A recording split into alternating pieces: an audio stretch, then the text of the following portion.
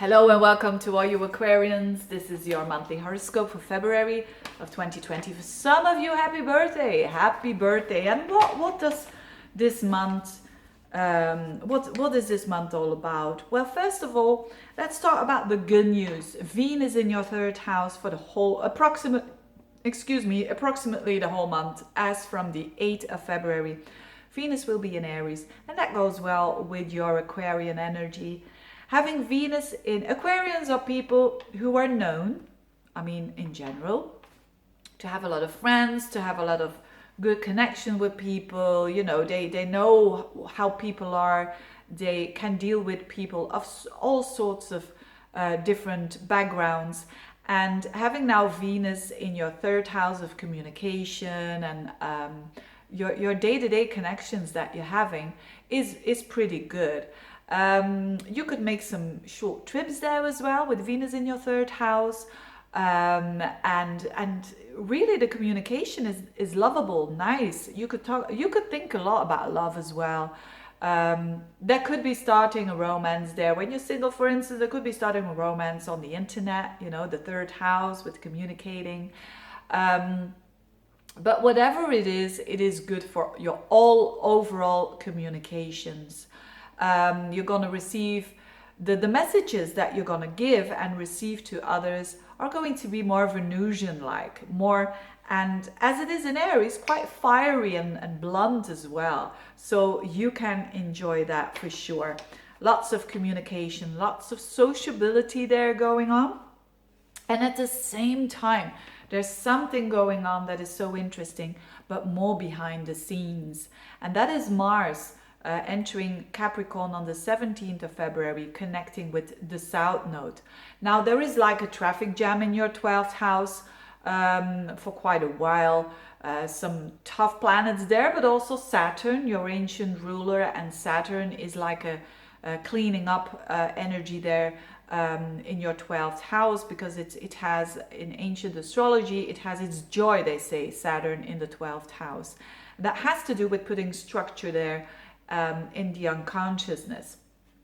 Now, with Jupiter there, that is already another flavor of energy, especially also in January, that you felt like you're protected in some sort of way, but you can't put your finger on it. Is it from the other worlds or whatever?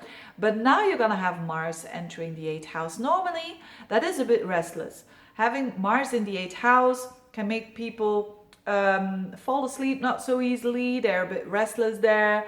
But as I said, it is with the South Node, and the South Node is karma. And when the South Node and Mars come together, it gives power. And people who have that natally, they don't have to do a lot to be powerful.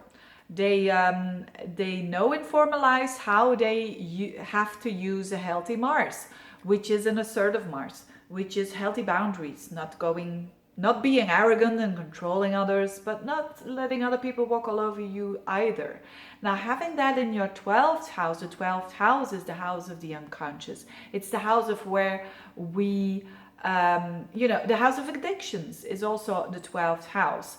Now, having Mars there means that you have an opportunity now for battling, strengthening yourself in such a way so that you can stand above your desires that put you down, basically.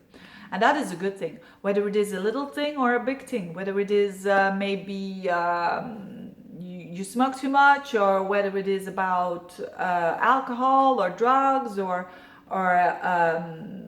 sitting on the computer 10 hours a day, whatever it is that you feel that takes away your power, that takes away your energy, you have the opportunity now to stand up against that, to battle that. Mars is a battler in the 12th house, a battler of addictions, a battler of bad habits, so that you stay healthy. The axis of the 6th and the 12th house have to do with health.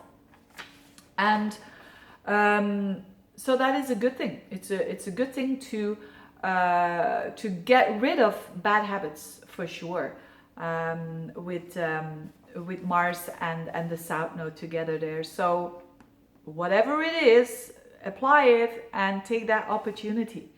And then last but not least, Mercury goes backwards and forwards in your second house in Pisces. On the 18th of February, it goes direct again on the 11th of March. So when Pisces, and it's in Pisces, which means it's in a bit of a feeling way. Mercury there is a bit lost because Mercury wants to know every detail. And when it's in Pisces, it's it's thinking in pictures, so to speak. It's not thinking by facts. Now for you, a second house is a very practical house. It's the house of your money. It's the house of your self-worth. And there is an opportunity now to change that. Let's say, for instance, that your financial situation is not so good. It could mean that now you really see it. It gets a bit worse in the beginning, but it has to get a bit worse so that you do something about it. And it's about how can you feel and think. That's a weird thing, isn't it? But how can you manage that to improve your financial situation? And you've got time. So you're going to see the results only after the 11th of March, but you've got time to reassess that to improve your financial situation.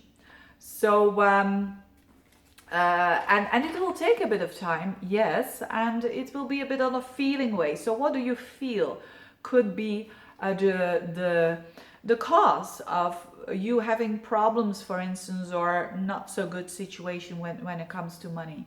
And maybe you feel like, I feel like it's the job that I'm doing a lot, I'm not gaining a lot, or it's the way that I haven't got an overview in my how I spend money, or whatever it is. There's an opportunity to reassess this, which is a good thing. And regaining your value, regaining your self-worth, it's a good time for that as well. But it'll take a little bit of time, as I said. Now, having said that, I think when it comes to relationships, I think for the Aquarians, there is a lot about positive hope there when it comes towards relationships. So when it was a bit off there is more new energy with Venus there sextiling your sun. There is more opportunity to have fun there. So enjoy that as well. Having said that, thank you so much for watching. Thank you for your time, and see you next time. And do get in touch if you want a reading. Bye-bye.